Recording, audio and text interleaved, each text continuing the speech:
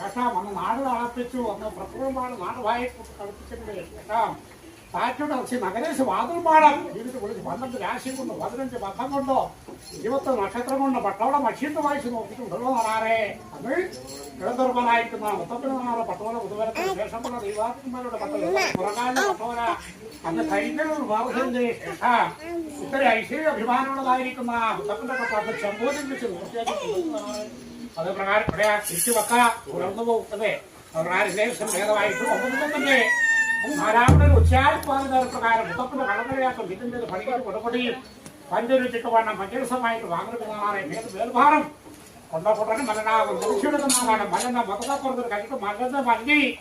കാലോട്ട് അസാധ്യമായി കൊടുക്കുന്നതാണ് ആകെ പോയി തീരെ കലഹ കണ്ടിട്ട് തണ്ടിയും തമ്മിലടിക്കാൻ ഇടവെത്തുന്നതാണാറേ അങ്ങാടി കുറച്ച് മുട്ടുപോക്ക് കൊണ്ടു പറിച്ചപ്പോൾ